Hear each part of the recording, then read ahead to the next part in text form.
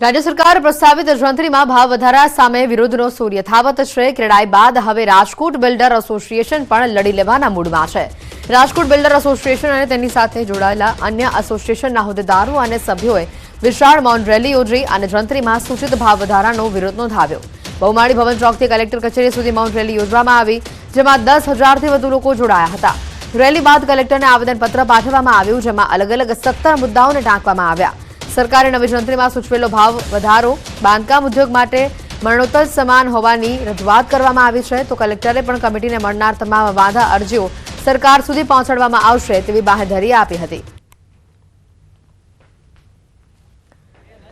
રાજકોટમાં જંત્રી સુધારાને લઈને વિરોધ યથાવત હોય તેવા આ દ્રશ્યો સામે આવ્યા। મોટી સંખ્યામાં લોકો આ વિરોધમાં જોડાયા હતા। 10,000થી વધુ લોકો આ મૌન રેલીમાં જોડાયા। રેલી બાદ કલેક્ટરને આવેદનપત્ર પણ પાઠવવામાં આવ્યું હતું। બિલ્ડરોએ આ વિશાળ મૌન રેલી યોજી હતી। જિલ્લા કલેક્ટરની અધ્યક્ષતામાં ખાસ કમિટી બનાવવામાં આવી હતી। 8 મહિનાથી કોઈ પણ જાતના કમ્પ્લીશન સર્ટિફિકેટ મળ્યા નથી। સાથોસાથ કોઈ પણ બિલ્ડિંગ પ્લાનની મંજૂરી પણ આપવામાં આવતી નથી અને આ હજી સળગતો પ્રશ્ન હતો, એનાથી મોટો બોમ્બ ફોડ્યો છે સરકારે અને જંત્રી વધારો જે કર્યો છે એ જંત્રી વધારો અસહ્ય છે। રાજકોટની પ્રજા કોઈ સંજોગોમાં ખમી શકે એમ નથી। નિર્ણય યોગ્ય હોય, લાગતું હોય કે યોગ્ય છે તો પણ એના માટે સમય જરૂરી છે।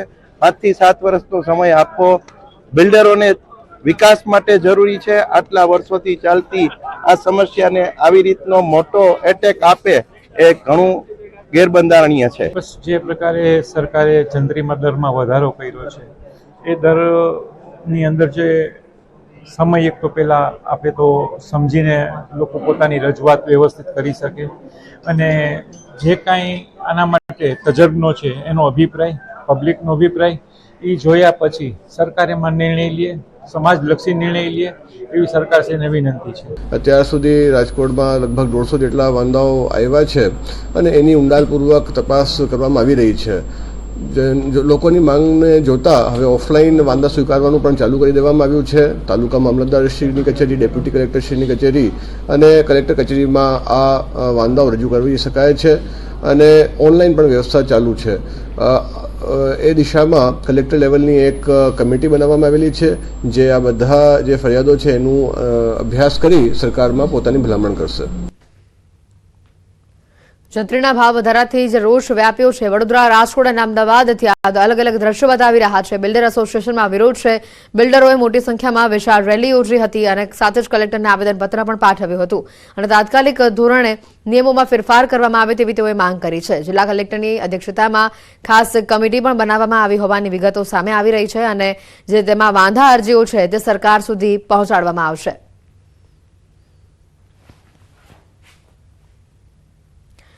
રાજકોટ બિલ્ડર એસોસિએશન પણ લડી લેવાના મૂડમાં હોય તે પ્રકારના દ્રશ્યો સામે આવ્યા। મોટી સંખ્યામાં આજે રેલીનું આયોજન કરવામાં આવ્યું, જેમાં 10,000થી વધુ લોકો જોડાયા હતા। રાજકોટથી દ્રશ્યો સામે આવ્યા હતા। વડોદરામાં પણ કંઈક આવા જ દ્રશ્યો સામે આવ્યા, જ્યાં મોટી સંખ્યામાં બિલ્ડર એસોસિએશને વિરોધ નોંધાવ્યો હતો। તો અમદાવાદ શહેરથી પણ આવા જ દ્રશ્યો સામે આવ્યા। જિલ્લા કલેક્ટરની અધ્યક્ષતામાં કમિટી આવનારા દિવસોમાં બનાવવામાં આવશે। વડોદરા મનપામાં વધુ એક વિવાદ સામે આવ્યો છે। 31 સ્મશાનોમાં આઉટસોર્સિંગને લઈને વિરોધ થયો છે। 4 કરોડ રૂપિયાના સ્થાને 10.43 કરોડના ખર્ચનો સ્થાયી સભ્યો દ્વારા વિરોધ કરવામાં આવ્યો। અંતિમ સંસ્કાર જેવી સેવાકીય પ્રવૃત્તિની જવાબદારી પણ પાલિકા નિભાવવા નથી માંગતી તેવા આરોપો લાગ્યા। ભારે વિવાદ થતા આ દરખાસ્તને મુલતવી રાખવામાં આવી હોવાની હાલ માહિતી સામે આવી છે।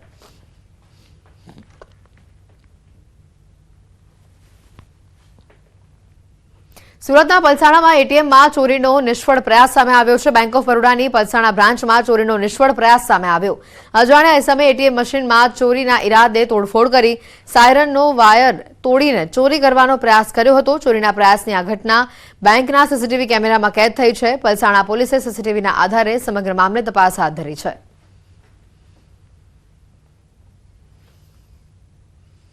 અપાર આઈડીમાં મુશ્કેલીઓને લઈને સરકાર હવે જાગી છે। રાજ્યની શાળાઓને 2 દિવસમાં મહત્તમ અપાર આઈડી જનરેટ કરવા સૂચન અપાયું છે।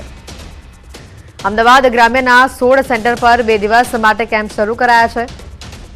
શાળાના આચાર્ય વિદ્યાર્થીઓના ડેટા લઈને સેન્ટર પર આવી રહ્યા છે।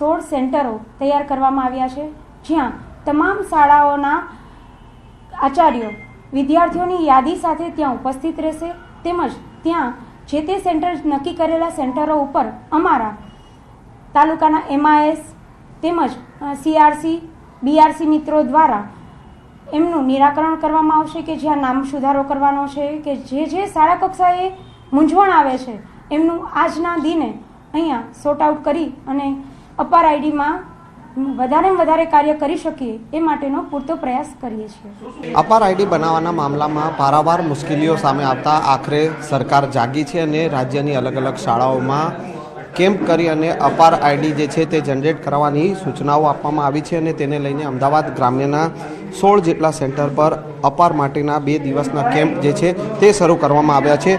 One nation one student ID બનાવવા અંતર્ગત અપાર આઈડી બનાવવાની કામગીરી જે છે તે જે રાજ્યની શાળાઓમાં ચાલી રહી છે, પરંતુ તેમાં કેટલીક મુશ્કેલીઓ જે છે તે સામે આવી રહી છે.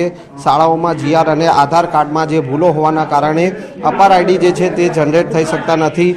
જન્મ તારીખમાં ભૂલો હોવાના કારણે કે પછી વ્યાકરણની ભૂલો હોવાના કારણે આધાર કાર્ડ સાથે જે છે તે લિંક નહીં થતા અપાર આઈડી જનરેટ થતા નથી અને તેને લઈને ક્યાંક ને ક્યાંક અપાર આઈડી બનાવવામાં જે મુશ્કેલીઓ જે સામે આવી રહી છે તે જે છે સુધારો કરવા માટે શાળાઓ જે છે તેમાં કેમ્પ કરવામાં આવી રહ્યા છે અને અમદાવાદ ગ્રામ્યની 16 જેટલી શાળાઓના સેન્ટરો જે છે કે ત્યાં આ પ્રકારની કામગીરી કરવામાં આવી રહી છે. કેમેરામેન પ્રકાશ દેસાઈ સાથે સંજય ટાંક, ન્યૂઝ 18 ગુજરાતી, અમદાવાદ. સમાચારોમાં હાલ રોકાઈશું એક બ્રેક માટે.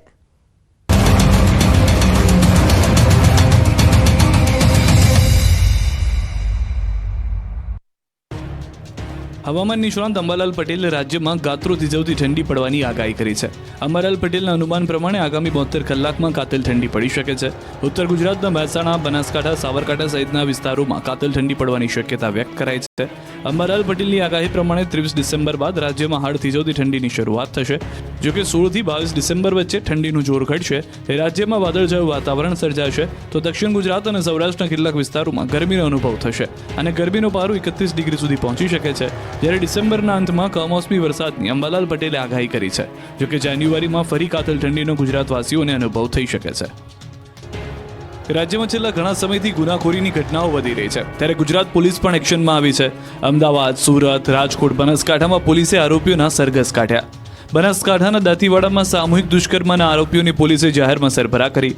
પોલીસે આરોપીઓને ગણતરીની